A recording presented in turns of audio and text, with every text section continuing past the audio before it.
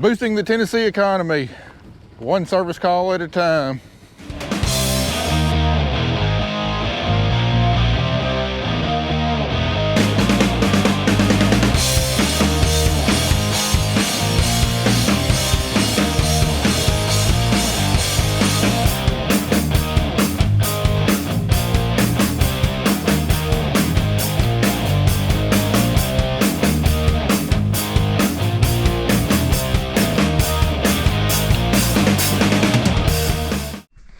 Well, all the wheat sprayed. I believe so. I think it's all wet. How many mess ups did the electronics?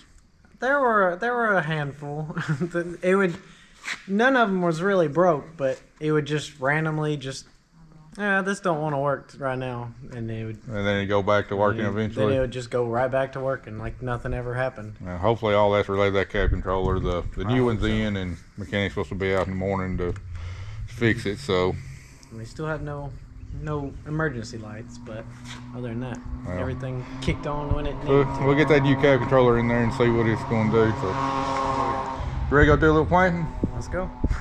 We're not going to be doing the type of planting you're thinking of, though. Oh no, what kind of planting are you talking about? We're not going to be doing corn. You know, all this expensive honey or monarch butterfly seed over here. Yeah. Well, we got. Might as well go ahead and get that done. Time to plant the sunflowers. Huh? That box of seed I got over here, that got in about a month ago for the monarch pollinator habitat. Got to do for my CSP requirement. Oh, okay. I mean, can't plant anything else. Might as well get that knocked out of the way. I'm willing to try. Where's that gonna go? Over there behind my mom's house, where Ricky's deer stand was. All right, what we got here is the most expensive seed I've ever bought.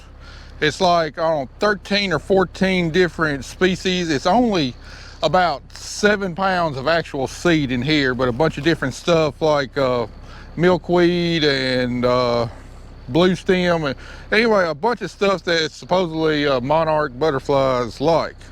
And the reason we're planting this is I'm signed up with CSP with the NRCS, that it's a government program that pays us for our conservation practices above and beyond what is standard. You know, we are very big into soil health, cover crops, and other stuff preventing erosion of the land, and you know, trying to benefit the environment as much as possible. Well, anyway, with this CSP program, in order to qualify, you got to have added on practices to be able to qualify for the program. You know, practices that you're not already doing. And a pollinator habitat or a monarch butterfly habitat is something we're not already implementing. So that's what we're doing today, because the forecast is not good enough to go plant corn. And what we got here, we just got roughly around an acre of just grass on this old knob right here in between wheat fields on both sides, and it takes an acre of planted monarch habitat to be able to qualify. So we're going to drill this seed into this grassy area. Then we're going to put our sprayer on our side by side, come back, spray Roundup over, kill all the established grasses that's not benefiting the monarchs, and then hopefully that all this seed we're planting come up to a good stand, and we'll probably have to spray another herbicide over it just to keep weeds from choking out all these really little seeds. Anyway, like I said, there's only 7 pounds of actual seed in that bag. The rest of it is filler because we're putting it in our drill.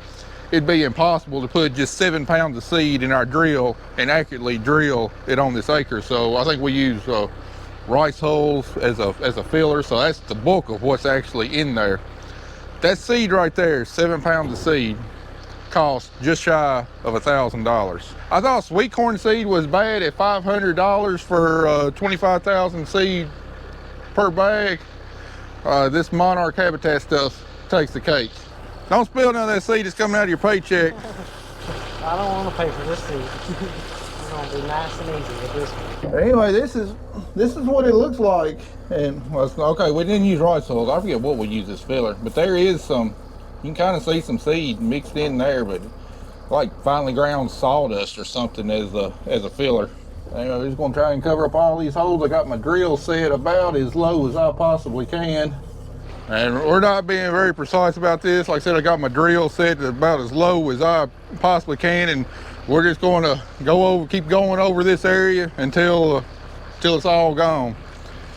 We're not even going to put any down pressure on the units because a lot of this is such small seeded stuff. We just kind of want to get it down there to the soil surface up underneath the residue. So we're just going to let the units just float down, and that should put the seed about where it needs to be, to where hopefully it comes on up and germinates.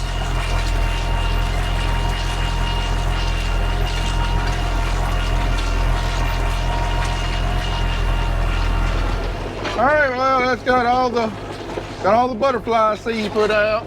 Hopefully that will help sustain the local monarch butterfly population. I know it's not the plant y'all want to see, but hopefully that will come at some point in the near future. So, all right, the baler picker got some new shoes on the rear end. If you remember from previous videos, this tire right here had a huge bulge on the sidewall. It was about to blow. Anyway, we went with BKT because that seemed to be the general consensus on Facebook of everybody who runs these pickers. BKT's got a lot heavier sidewall, plus this size is a 580 80R34, whereas the original size was a 520 80R34. So a lot beefier tire, and everybody says the BKT's got a lot heavier sidewall, a lot better tire than what the Firestones are. I've never been a big fan of Firestones myself. They just don't seem to hold up. So anyway, these things set me back about $2,700 a piece, whereas the Firestones in the same size, which I don't think is a good tire, was about $3,600 a piece. So hopefully my tire problems on that solved, and also hopefully my sprayer problems are solved too. Got the new cab controller in, everything's checking out, so hopefully all these random gremlins are going away. Our lights work now too. And then last thing, best one's doing is we had a wheel come off on the disc when I was doing the plow. Didn't show it on the video, but lug nuts got loose and wound up ruining the wheel. So got that off, and here at the lunch we're gonna go to the field and get the disc and hopefully bring it home. All right, I need a project to keep my mind off the fact that it's halfway sunny out here, around 69 degrees. Almost May. I don't have any corn planted yet, but we've got a really poor forecast for the next 4 to 5 days. So, but today feels like I need to be planting, so I need something to keep my mind off of it. So our next project is going to be way up there, about 50 feet up in there. Now, what will we be doing up there, you might ask? Well, you remember back this winter when we had all the problems with the grain bins that's losing capacity on the loop system or whatever? That's what we need to put on the grain bin in the elevator system. I think it's somewhere in the ballpark of around 600 of these paddles that we need to replace. Now, the way this loop system works is it's got a continuous loop that goes under all the bins, up the tower, and then across all the bins, and then back down. And inside this 8-inch pipe is a chain with all those paddles. So we got to go through and replace every single paddle. Now, normally GSI intends for you to do this on the ground. On the loop on the other side, we've got a door that comes from about here down there. But it's only a faceplate that comes off. There's no way to get around inside, and the way those paddles are designed on there, you got to hold the head of the boat that's back behind an angle iron support on everything, and it's really hard to get a wrench back in there. Not to mention you're working inside of a tower here, and I'm not a small person. That's not a great thing to do. So what I'm thinking is going to make this job a little bit easier is way up there on top, there's like a half moon shape that comes off of the pipe, and it's probably about 2 to 3 feet long. So allows me a little bit more room on the sides to kind of angle a wrench up in there to get on the heads of those boats. And not to mention, as scared of heights as I am, when I'm up there, I'm definitely not going to be thinking about how I need to be planting corn. Waiting on Andy to get back from the field for the disc. We just got the new wheel and tire put on there, and We're gonna get started on this project. It's definitely not something we're gonna get wrapped up today. It's probably gonna take us about 2 good days because it's gonna be a pretty tedious job.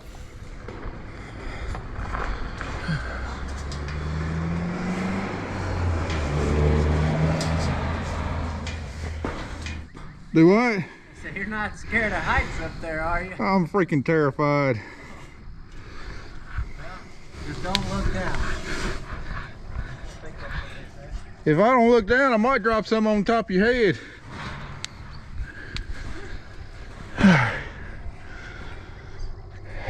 All right, we made it.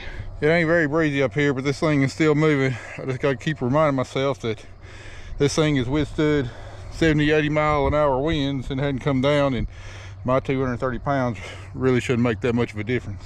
It sure is a nice view once you get up here though. All right, this cover right here is the one I was talking about taking off. I thought it was a lot longer than what it is, but maybe it'll give me enough room to work in. So let's get it off and take a look at it.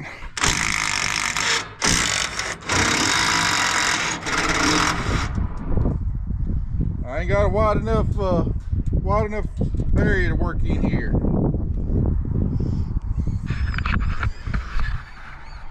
All right, see, this is what I'm talking about right here. We got the paddle, and then we got a nut right there, but then we got a head on the underside back behind this angle iron here, which if the angle iron was angled the other way, it'd be so much easier, and I just don't have enough room.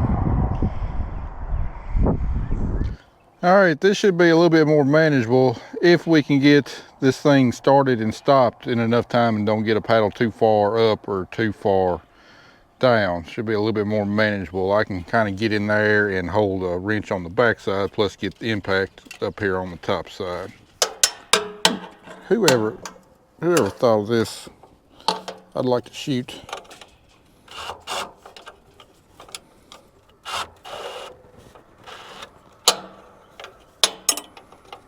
I don't even know if I can get the box in on, or the wrench on there, because it's a freaking angle iron piece.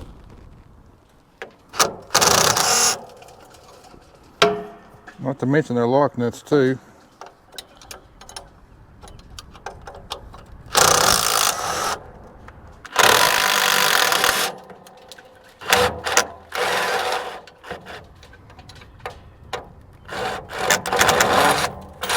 There's gotta be an easier way to do this.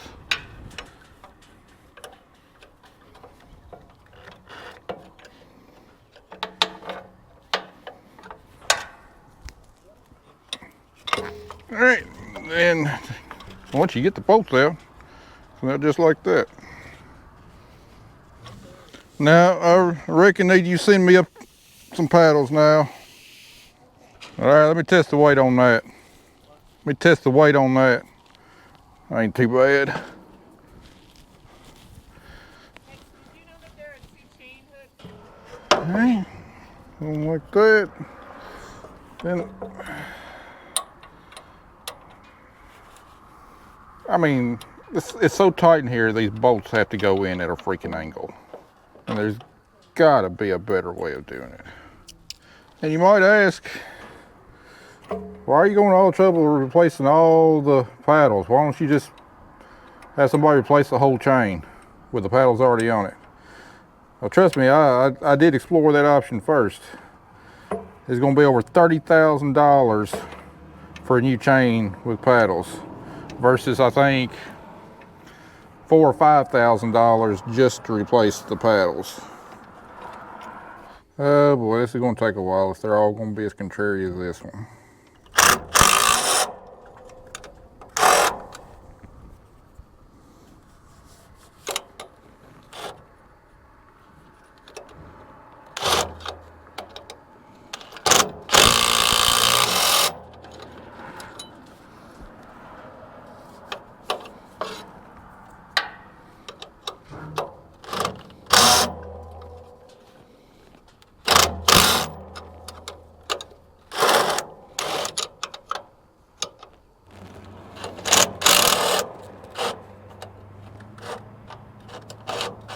All right, I'm going to do something different here.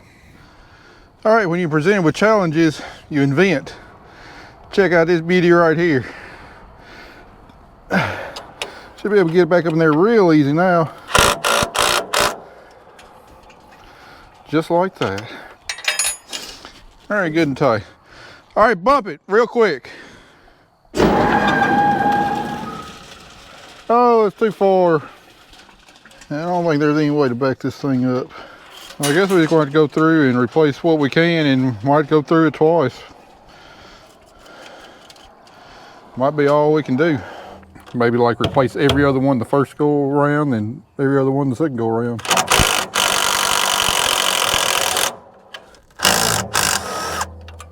Heck yeah, so much easier. That's the ticket right there.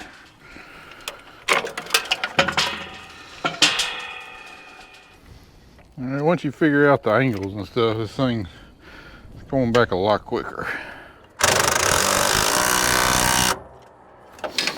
All right, well, that take like 2.5 minutes as opposed to 15. All right, bump it just as quick as you can. A hair more. Again. Again. Again. Oh.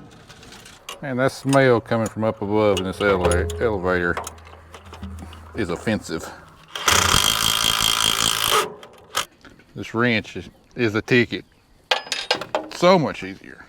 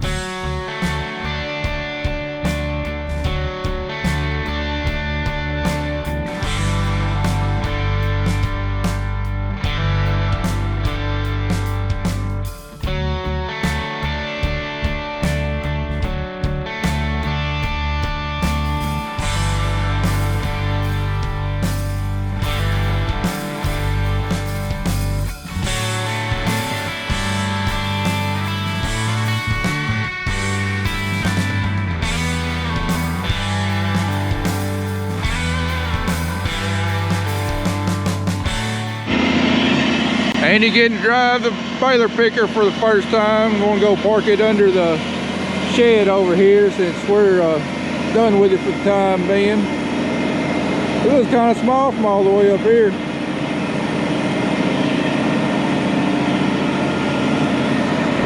Well, that's the product of 3 hours of work right there. I don't know, 40, maybe 50. We got most of one row done.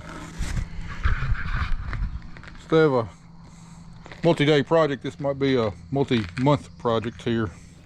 Dude, man, we're not even 10% of the way there yet. I mean, 3 hours and what do you, maybe 40 paddles, 40, 50 max. It's gonna be a lots of time consumed with these paddles, I would say. It's not, but it will quickly be getting super hot, and here later today it might be getting super rainy. So let's see how many of these things we can get done before the rain gets in. You wanna try your hand up there today? I'll try it. Let's see. I think you showed me pretty good enough yesterday. So. All right. Well, let's start climbing and get after it.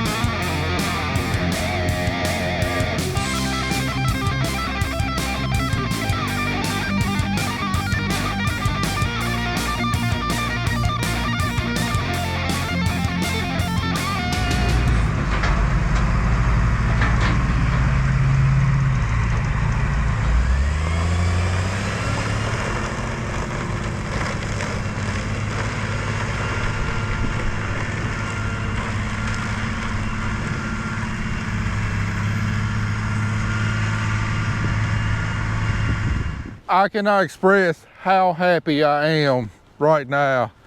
Finally got somebody out here to spread my litter. If you've been keeping track of the drama, fourth guy I've had to contact to get out here. First guy, I've been doing it for years, done a fantastic job, but kind of hem and hawed around this year whether he'd be able to do it or not. Never really gave me a straight answer. Then come March, finally realized he just wasn't going to be able to do it. Got a hold of the second guy, said he'd be happy to do it, about 10 days out.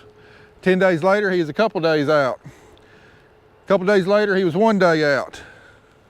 1 day later, he quit taking my phone calls. Still hadn't heard from him. Got a hold of another guy, South Alabama, said they'd love to do it. Said he'd be able to move his equipment up in about 4 days or so.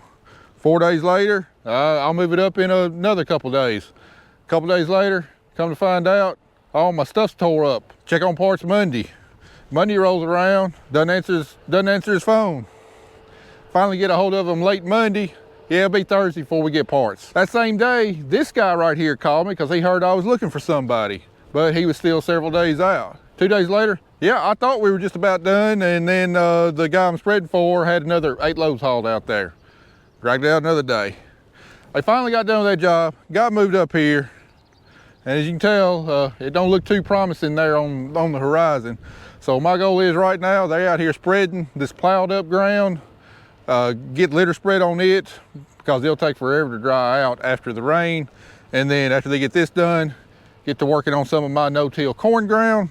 And then as soon as the weather's fit, when it warms up, dries up, we go to planting some corn. This has just been, I never thought I'd have so much difficulty getting somebody out here to spread it. Never would have imagined it. Of course, you know, some of it's my fault. I should have, when my first guy kind of hem and hawed around, I should have gotten on the horn and started finding somebody else getting on their list. So it's definitely partly my fault too. But you know, 2 of the guys just telling me they'll do it and then not even taking my phone calls anymore. That don't sit well with me. I mean, if you say you're gonna do something, do it, or at least be upfront and communicate. If you can't do it, just be honest, say, hey, I can't do it.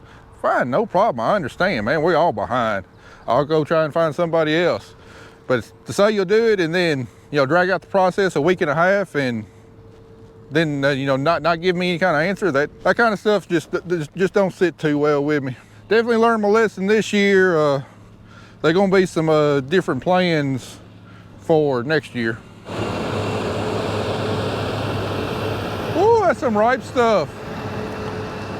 And that stuff's been sitting out here so long, it ain't spreading the best either. You can kind of see the trail down the middle when a big old wet slurry clump just comes out. It just, I mean, it's doing about as good a job spreading as it can. It's just the material has just got too much moisture in from sitting out here, you know, half the winter.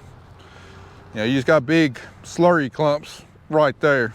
But overall, I mean, except for those slurry clumps, it's doing a good job spreading.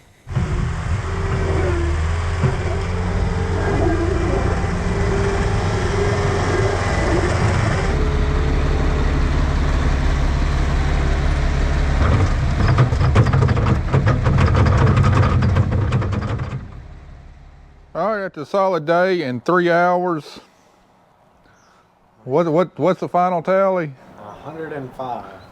105 done, and a whole lot more to go. Started thinking maybe that 31,000 for the entire complete chain might have been a better deal. The rain slacked off. Let's work on the rest of the afternoon. Maybe we'll at least get to the bad spot and get it done, and then the rest of it maybe we can just kind of yeah, work on it here and there as long as we get that bad spot done. You did it yesterday morning, part of yesterday afternoon, and I did the last of yesterday afternoon. You want to try your hand at it again? We'll swap up about halfway through the afternoon. I'll try it. I'll do it again. 50 and 50. All right, well, let's get this moved out, see if we can empty this box a little bit.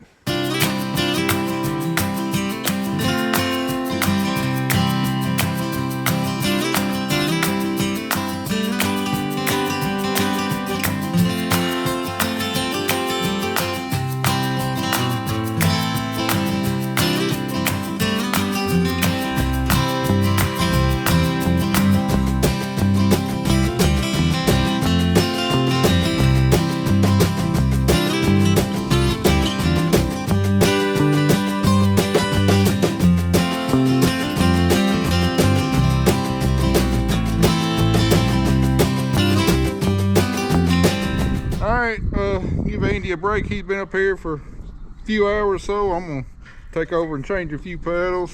Well, this bucket ain't getting any lighter every time I bring it up. Well, that's your 30 coming up there. Be ready. Well, let's see, I got 5 left up here. We had 35 to begin with, so it means you changed out 30. What, a couple hours? You was averaging about 1 every 2 minutes and 15 seconds. Probably a lot faster than what I'm gonna be able to do. All right, bump it. Again. Just a hair more. All right.